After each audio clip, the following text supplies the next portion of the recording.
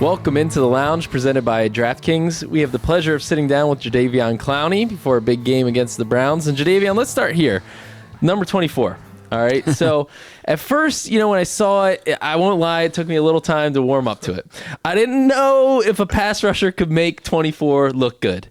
But you've done it. You've done it, sir. The man makes the number, not the number makes the man. Yes, sir. It's weird. It's funny. End up in 24. I got here, I think, during training camp on the end. It was like 2 numbers left. They had 50 and 24. I was just like, let me just go with 24. 50, I watched Justin Houston wear last year. Right. I'm going to go with 24 this year and just see how it's something different. I was allowed to wear it, so I was like, I'm going to try it. Now, didn't 93 come available, though, after? It did, but I still ain't like 93. I still think 24 was a better number than 93. So you're rocking it. And then I was like, hey, Kobe wore 24, man. It's a Kobe year, so for the return for me. And, I'm just trying to represent that number well this year and put on for 2-4. There you go. There you go. Did you even try to, I know that a lot of times there's some wheeling and dealing that goes on with numbers. Did you? A couple guys. Okay, you did try.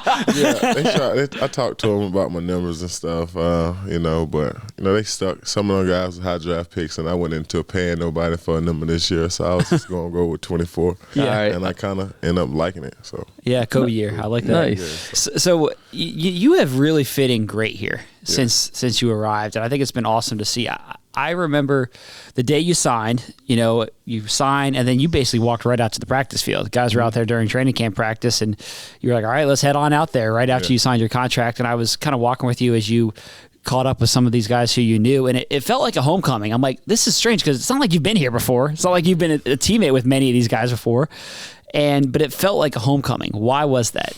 Oh, man, I knew a lot of the coaches from Houston and then I knew Chuck. So, and then I knew a few more of the guys that had trained with me down there in Houston. So when I got here, I was just like, man, I'm excited to be back with guys that I know and that I can understand that's coming from where I'm coming from, that it's going to be easy for me to grind and get them what I got to offer. And it's been well since I've been here. Yeah. Just how great has this move been for you personally? Oh, it's been great, man. I'm enjoying every bit of it. I got a lot of family up here that's been wanting me to beat Ravens, Baltimore Ravens for a long time. And growing up, I was a fan of this team, man. I always been a fan of the Ravens' way, the defense, the way they play ball. So for me to get the opportunity to come play alongside some of the great players, Lamar and them, and all the other guys, there's so many good players I can go all day, as you know. So Patrick Queens and Roquan and them, to be a part of that group is special. And I just want to continue to play well and just get them what I got to offer for the game. It's kind of funny that you mentioned that because Harbs and other people have also kind of said we've had our eye on Clowney for a while. We've been kind of trying to make this happen. And you say your family, is this how close a family we talking? My granddad's kids growing up, all of them up here. So there's a lot of cousins I got that live in Baltimore. That's been calling me for years about playing it. Am I going to come to every time I'm a free agent, asking about what's going on with the Ravens? And I'm like, I don't know about this year. We're going to see. And then it finally happened. So was it ever close previously? Oh, sure. All the time. It's you always got your ear to the phone waiting to hear what's going to be in your agent telling you. So it's always talk with them on teams and every year, but you never know until the last minute until you ready to put your name on that line where you're going to end up at. When I came here, I kind of was I already know I'm probably going to end up here. So it was kind of a joyful moment for me to be back here and just be playing here. And I want to take advantage of all my opportunities. I'm in year 10 now, They say that's the time you're getting old. You start moving slow. But I feel great. You're only 30 years old. Exactly. But let them tell you, how the football years add up a little more. Football years like dog years? Like dog years. But, man, I feel great, and I just want to continue to play. Yeah. That's interesting. So, when you've gone through the free agent process before, and you said you felt like it could have been the Ravens. Was there ever a time when you're this was the time? This was real close? Because you've had some. I thought it would have been the year I got traded. Okay, interesting. Because I always we look at it and it's been reports. It's we've seen the Ravens are interested in Clowney and this could happen. Yeah, so the year I got traded, I thought I was gonna get traded here. I heard rumors about me being traded here. I was like, that'd be cool. They got a good team. They always made the playoffs. Great defense. I'm sure I can fit in that defense. The way they play is like a dog hungry defense and grown man mentality. And we gonna play the hit. We gonna get to that ball and just physical. And that's always I see myself part of a physical defensive front that's going to like to get out there. So. Yeah. That's cool. I also thought it was interesting that you, in one of your press conferences, you talked about what you've seen from John Harbaugh and how he kind of trusts and empowers his players, going to them and asking, do you want to go for it? Yeah. Obviously, you've been on the other side of some games against the Ravens and have gone against Harbaugh coach teams, but what was it about John Harbaugh and wanting to play for him that was attractive to you? Like you said, man, it's the way he feel about his players. You can just see it from the opposite sidelines or just watching TV. And just being a part of here now, it's true, He sit and hang out with us. He talk, conversate, eat with us, and, spend a lot of time with the players and talk a lot. We spent a lot of time talking about my family and stuff when I was on the road games, and I respect that a lot. Coming from the head guy, he's take his time and get to know his players, man. Some guys, some head coach up and around don't really care to get to know their player. They just want you to come and play and put the work in. But when you got a guy that care about his players and care about how you feeling and what you're going through, I think you learn to respect that guy a lot more. And you, like I said, you want to come in and it's easy to go to work and you enjoy going to work for a guy that respects you a lot more. That's cool. I always think back to a game, 2017 Monday Night Football, Texans versus Ravens at M&T Bank Stadium. Oh, dude, you were wrecking shop. You were like, they were putting you everywhere. You were like full out sprinting at Marshall Yonda and just like trying to just blow up the offensive line. Yeah. You remember that one, huh? Yeah, RP the running back that passed away. Alex Collins? Alex Collins, he was the running back that year. Yeah. And, I got him a few times in the back, but it was a game. It was a game, man. Every time I hear me playing against the Baltimore Ravens, I always say you got to bring your physical mentality, that physical edge to the game because they bringing it. And I just always say, man, I got to show up for them games against the Ravens, man, because they showing up. So I was just trying to play well. Back in the end. I think that game though. Yeah, I think that one like stuck in the Ravens' heads too. I caught some bodies that game. You did. Well, you got a sack, 2 tackles for loss. You got. Oh, I remember that. I was like, tried to pull. I caught him Doyle or something like that. Boyle, Nick Boyle. Nick Boyle, yeah. You catch Nick Boyle too. That's a good one. Yeah, he's big coming downhill at you too. So it was good. I enjoyed them games. So you talk about the connections that you had previously, and obviously Anthony Weaver coached you back in Houston. How big of a factor was that coming here, and just like what is it about Coach Weave that really kind of brings out the best in you? Man, he just trusts me. He know what I'm gonna do. He put me in a situation to win. He trust that I can be a playmaker, and that's all you can ask. And when he pictured them situations, I don't want to steer him wrong. I want to go out there and give him everything I got. And, the way he delivers the game and the film study and what he see on tape makes the game that much easier, man. And he's a smart guy. So I like to be in his room and meets to learn from him. Yeah. How different is your role in the Ravens defense and in Mike Macdonald's defense compared to what your role was last year? I really didn't have a role last year, but go out there and play left hand. This role here is more of a move you around, play well. It's a different. I can't really. It's like that 2017 Clowney. It's a whole lot different, a whole lot more respectable role, and a role that I really enjoy. And I'm glad they put me in them situations and leaning on me this late in my career. Like I said, 10 years in, and I can get them type of roles, and I just want to continue to go out there and deliver, and when I'm out down the field and for this team because they put me in them situations to win. So let's go out here and try to do that. Nice. Yeah, you've had a great start, and you got 1.5 sacks so far through these 3 games, and should have had more. I know. I wasn't gonna bring it up, but you said you lead the team in pressures too. Pressures count. They're good. Yeah. They're not sacks, but they're good. Sacks. You need sacks in this league. I know. There was a couple on CJ Stroud that you had right there.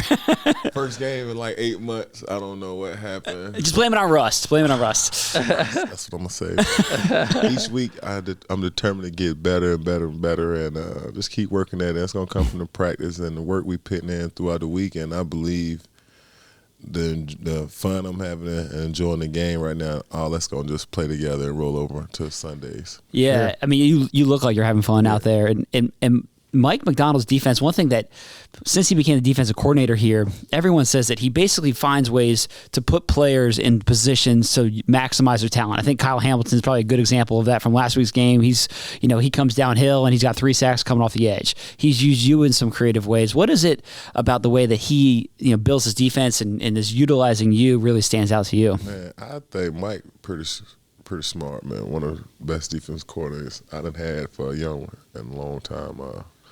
The way he moves his guys around, like you say, not disguising and teach them how to show one thing and move something else or make it look like here we coming from here. It's so different. It's crazy, and I'm loving it. I'm just like, bro, keep bringing whatever you're doing, whatever the plays you calling, this is working. He just keep dialing it up, and he ain't the guy that's gonna sit back there and let you pick him apart. He got an attitude about himself, and you can tell about the way he call a game. You can just know the way he call it. He aggressive, and he getting out the guys. He ain't into sitting back, let nobody bring it to him. He always about throw the first punch. Let's throw punches, and I respect that. I like the way he call a game. Nice. I want to go back to 2014, first overall pick. That's something that never goes away. That's a badge of honor that you wear for your whole career. It was a year. It was a rough year. Yeah.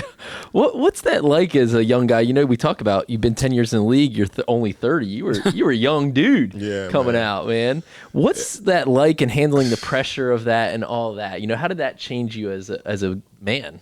I think that pressure was a little different back then because, like you said, I was the number 1 pick.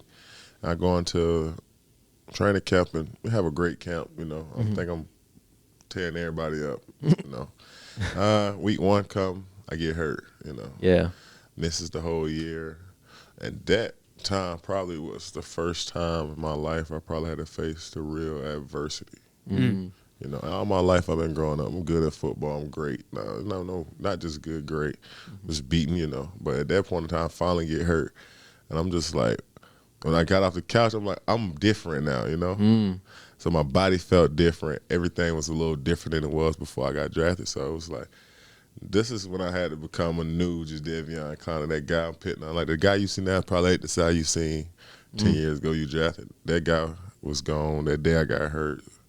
And I became a new player as my grind effort changed and the way I started to look at view the game itself. It can be taken away from you like that. And they gave me a 50-50 chance of that microfracture I had. And I've been blessed to play 10 years with it and continue to grind out. They give you 50-50 chance to play again? Play again. And it, just so the listeners or viewers, it was a knee injury. It was a knee injury. And you had a microfracture. And a microfracture surgery, right, after you had the initial knee injury, right. Which is like this I don't know. I'm not a doctor. Complicated. They go in there and stab holes in your bone, let it leak, let it harden up so you don't walk for like 2 months. Then you start the process of walking over and start it all the way over. So that was the hardest part of me my whole career. Yeah, going through that little phase right there, but it kind of made me grow into, all right, we're going to stop playing around. I used to play a lot, because football was fun. It was never serious to me until I got hurt. And it became serious, like, hey, man, you ain't going to be able to play the game you love. You better take this thing serious. And then that's when I'm like, I'm going to start grinding, like for real, working out, grinding to the point where I don't want to miss the game. I don't want to not play this game. So whatever it was going to take for me to play, I was really willing to do. So you thought your career could be over before it even started? Before it started, I thought it was over. I called my mom. I was like, Mom, we can't spend no more money. Oh, wow. I was really in my feelings about that because I'd never been hurt. And the doctors, all of them came in there and kind of scared me. It was like, hey, man, we don't know how it's going to go. A lot of guys don't come back from that injury. Like they know most of the guys don't come back. So we'll see how it go. And I felt like, it changed my career, but it also made me a better person and a better player today to understand and accept the grind phase and the hard work you got to really put into this game to play at a high level. Did it change you physically? Like, did you have to change your game at all? Because I was 270. I couldn't carry the weight. I couldn't carry no more weight. Every time I was like over 260, 265, my knee hurt.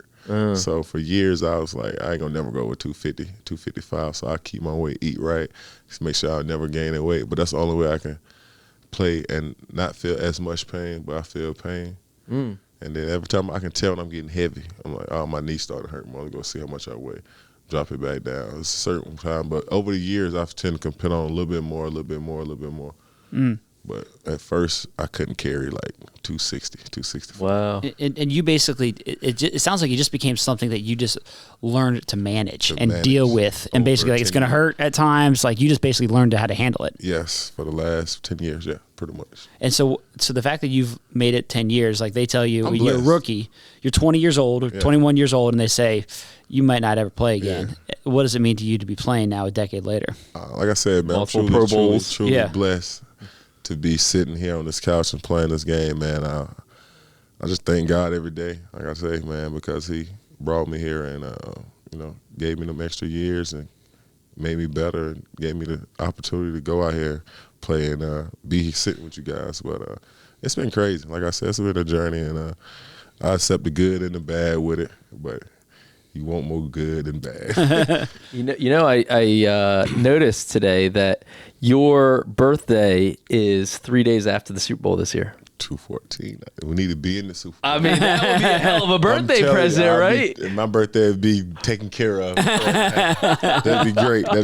That's what I come here for. Yeah. Yeah, I mean, what's ahead for Jadeveon Clowney? You know, like what do you still want to check off? You've had a great career. What is it? Is it that? Like I said, this year my goal was to play 17 guys. My completing the season has always been my initial goal because I always said if I can play a whole season, I know I'd be at the top when I'm done with that season, just being out there, being healthy and just playing. So that's been one of my goals. And of course, winning the Super Bowl, that's what I signed up, come here for.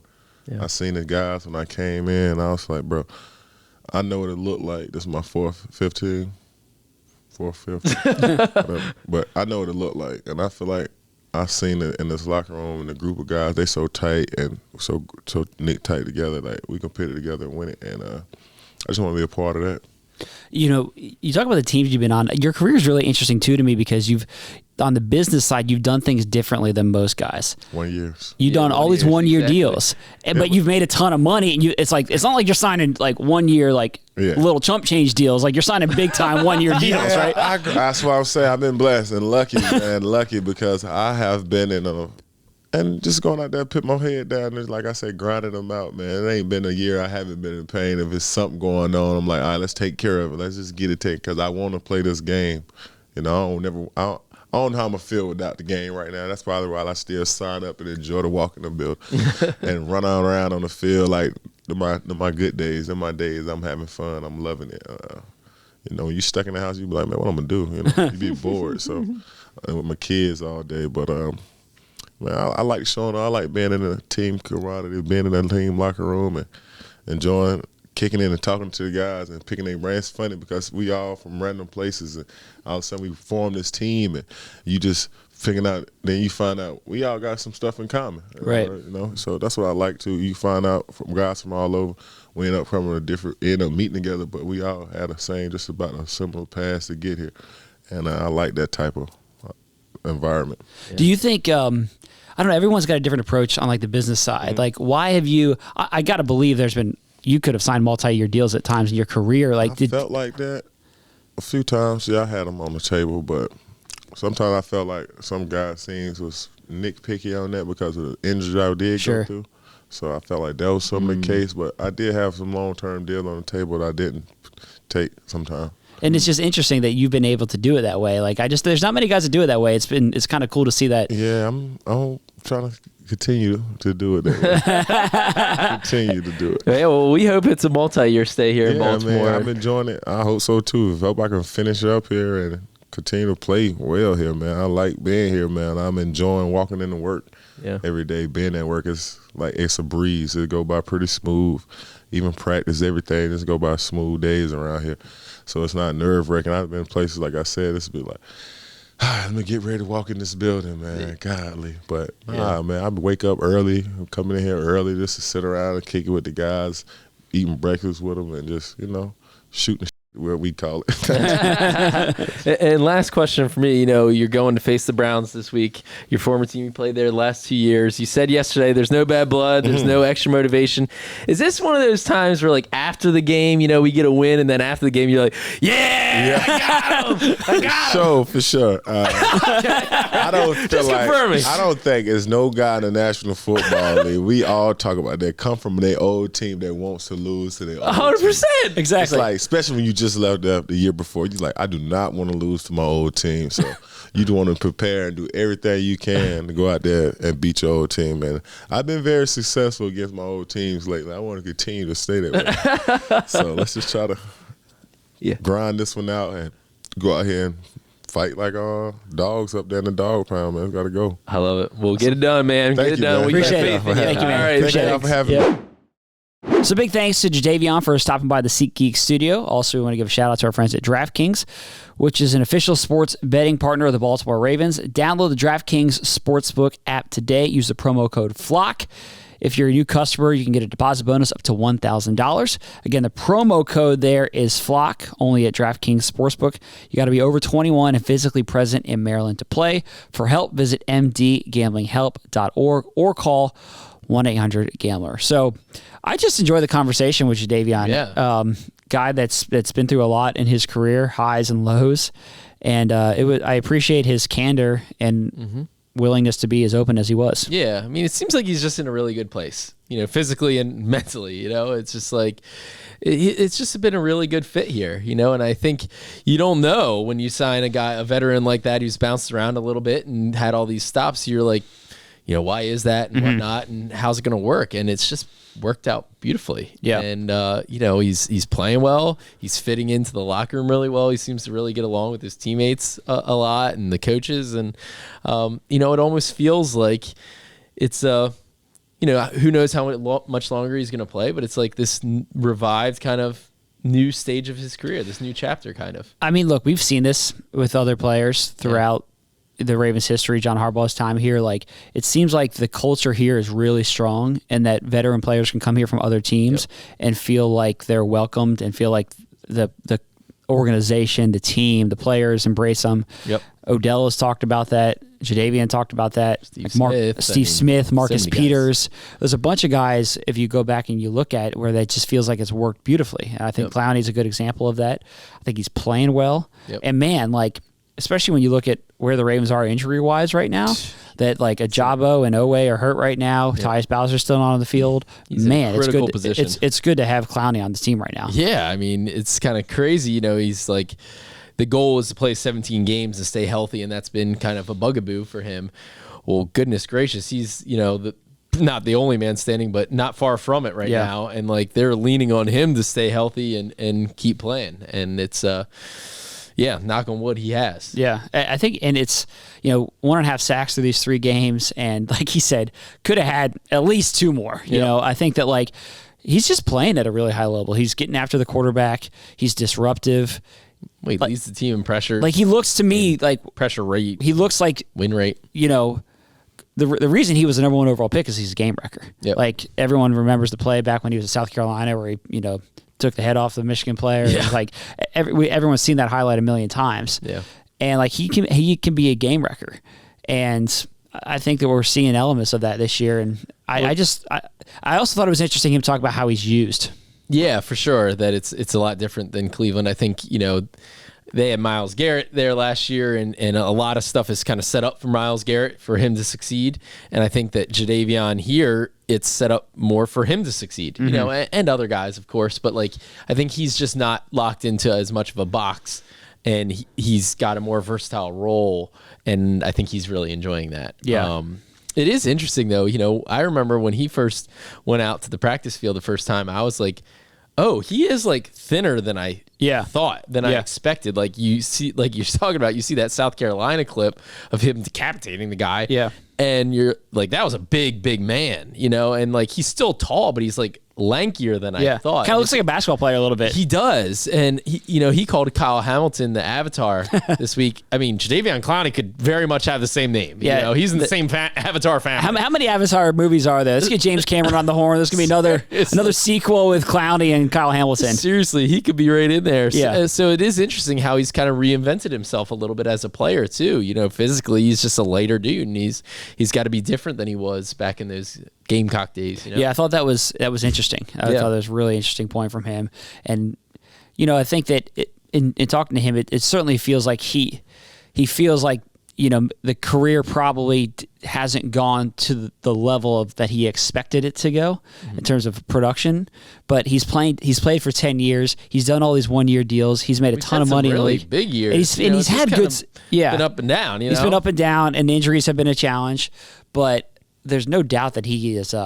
He's dynamic. Yeah. And he can, like I said, he can be a game when wrecker. he puts it all together, he's had really successful years, and I think that he feels like he can do that here. His role, his health, again, knock on wood, that like the coaching staff, all those factors that like he can put it all together this year. I mean, early indications are that's the case. Yep. And totally.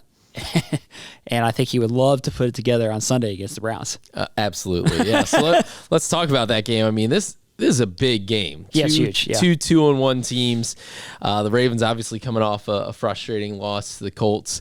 The Browns are looking really good, coming off a big win against the Tennessee Titans. I mean, their defense is ranked number 1 really in every metric, defensive metric right now, in points allowed, in total yards allowed. It's not even close. I mean, they're like 90 yards per game ahead of the next closest team in yards per game allowed. Red zone defense, pass defense, they're number 2 in rush defense. It's impressive. Now, I don't think the Ravens are going to kowtow to that. They're not going to just sit there and be like, you got the best. Roquan Smith made that very clear. And so I think there is an element to this game of like the Ravens are going into this thinking, all right, we're going to see who has the better defense. We're facing their offense, so they're not studying the Browns' defensive tape. They're studying Deshaun Watson and the offense. But you're talking about the Ravens' defense wants the Ravens' defense has something to prove against the Browns' defense. 100%. Yeah. I definitely sense that chip on their shoulder to say, all right, who's everybody's talking about how great they are and the number 1 defense. Who's the better defense? Let's see. Well, I mean, Roquan made this point. It's through 3 weeks of the season, which is like an obvious point. Yep. And the funny thing is, like, if the Ravens were the number 1 defense through right now, they'd also be saying it's only 3 weeks of the season. 100%. And so that's just the reality of it. Right. And you give the Browns props, like they've done it the first 3 games, like it's been good, but like it's a long way to go and a lot of proving to do over the course of the season. Yeah, absolutely. I mean, look, Myles Garrett is one of the best players in the league. Yeah, he has been. He has been. He's got now. a massive contract. He's one of the most dynamic players. Another number 1 overall pick. Yep. So he's a great player. So he's going to be a challenge. And talk about moving him around. Like they move him all around the defense too. Yep. So the Ravens offensive line is going to have its work cut out for them in terms of figuring out where they end up putting Myles Garrett on that defensive line. Well, I'm sure you've seen the clip of him jogging from one end of the line to the other, and the Tennessee tight ends following him, and then they got to delay a game because of it. I've also seen the clip of crossover. Him working on his basketball moves right over the center, and then blowing through into the backfield. So. I asked John Simpson about that. He kind of laughed. He said he saw that. I said, so what do you do about that? And he said, don't let him cross you over. Yeah. Yeah. Like, hit him. Yeah. Yeah, that's the difference. The thing in basketball, you can't hit him. So, exactly. Yeah. In football, you have that option, so you can try that. But no, he's gonna be a challenge. Like, I do think it. Like maybe there's a little bit too much being made about like the defensive ranking at this point. It's week 3. We've been through 3 games. Right. So I'm with the Ravens on that, and that like let's see where this thing plays out. Yeah. But with that said, like I think that their defense is great, and it's also crazy. Like it's crazy how much things change week to week in the NFL. Like a week ago, the Ravens were 2-0, and they're coming off the big win in Cincinnati. The Browns had just lost to the Steelers. Yep. They just lost Nick Chubb, and it's like everyone in Cleveland is saying like, man, this team is going to be in for a long year, right. And now all of a sudden both teams are 2-1, and it's like, all right, this is a massive game. It's maybe one of the best games in the NFL this weekend. Yeah, with the Bengals at 1-2 and Burrow still dealing with the calf, it's kind of like, all right, is Ravens Browns? Is this going to decide the division? Are these the two division leaders? Right. And so this is going to be an early indication of kind of the pecking order a little bit in the AFC North, and we'll still have a long ways to go, but it's a big game. There's no ifs, ands, or buts about it. Especially when you consider what's on the horizon, which is 100%. at Steelers next week, and then you got to play the Titans in London. It's tough sledding here, so it's massive. Yep. And I think the Ravens offense too obviously has a lot to prove. They're coming off of, you have kind of a frustrating, rusty game in week 1. You have a great game in week 2 against the Bengals. Then you come back and it's another slog against Indy. So they also have something to prove against this top Browns defense, and just kind of getting on the same page. And you're now hopefully getting some pieces back. Yeah. So on the offensive line, Ronnie Stanley, Tyler Linderbaum returned to practice on Wednesday, both limited. So we'll see. We're not sure yet, but hopefully they progress through the week and get those guys back. That would be a big deal. But, the Ravens offense has a lot to prove as they kind of continue to grow and work out the kinks in year 1 under Todd Monken. Yeah, Mark Andrews said this week, like, there's still kind of a feeling out of what this offense is going to be. Like, the identity is still being formed a little bit. Yeah. And I think that we're seeing that happen. Now, look, if if the Ravens find a way to win that game, if they get 10 more yards, if that pass interference gets called, if the 61-yarder from Justin Tucker falls, I don't think we're having identity crisis issues, talking about the offense this week. Right. I think it's a much different conversation. Right. I think the conversation is like, the Ravens are one of the best teams in the league, and now they're going to go up against the Browns. I think that's the conversation. Change the picture, yes. But those issues that you've seen still would exist either way. Yeah. And so, I think they're still kind of figuring it out. They've had some major injuries on offense too. Yep. Ronnie, Linderbaum, running back. OBJ hasn't played. They were down to their 4th and 5th running back last week. Yep. So like all that stuff has had a pretty significant impact, and I think that I still am really high on this offense and the direction that it's going at Todd Monk, and I think that I like this offense. I feel really good about it. And yeah. I mean, as I always say, look, injuries aren't an excuse, but they're certainly an explanation for some of the troubles that the Ravens have been having. There's, when you have 2 backup offensive linemen and you're, like you said, 4th and 5th running backs, it's just not the same. It's just not. That's a fact, right? And Bateman was struggling with an injury late in that game where you're already without Odell Beckham Jr. Like, nobody's making excuses, but like those things matter, right? And so Gus Edwards, he practiced on Wednesday too. I think that would make as a big full participant. As a full participant, right? So and John Harbaugh, the question is kind of like, is he still in the concussion protocol? Because it's always weird. It's like, is the guy in? Is he out? And John Harbaugh was like, well, basically, if he was in concussion protocol, he wouldn't be out there. Right. So that's a positive sign about his status. Yeah, for sure. So I think that would be a big deal. Justice Hill hasn't returned yet with his foot, but I think getting Gus back out there would be a really big deal. And so I think that this game in Cleveland, it's going to be a slugfest. There's no doubt about it. I think with these 2 defenses, is it a race to 17? Is it a race? Low scoring. It certainly could be. Yeah, I think it could be. But I also, like I just said, I like this offense. And so maybe this is the week where it's like the offense starts to put it together a little bit more, and then we're all saying what we were 2 weeks ago, which is like, man, this team is great. This tough road win. Right. Who expected the Dallas Cowboys to get beat by the Arizona Cardinals and the Cardinals be running up and down the field against that defense? Right. Nobody. So it's early. Yes, it's very early. Week to week. And I like this offense's ability. So, and like when you think about games that they've played at Cleveland in recent years, 2 years ago Lamar got hurt there. Yep. Last year he didn't play there. Yep. The year before that was the iconic game. Go inside, get fluids, go to the bathroom.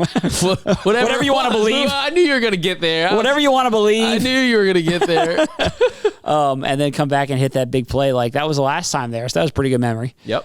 So I'm certainly glad to have Lamar Jackson healthy for this one. Yeah, there's been some great games there. So really looking forward to this one. Cliff is out. Yeah, he got the boot. He got the boot, but I'm sensing. I think what happened with Cliff, basically we were feeling it. It's like the play works.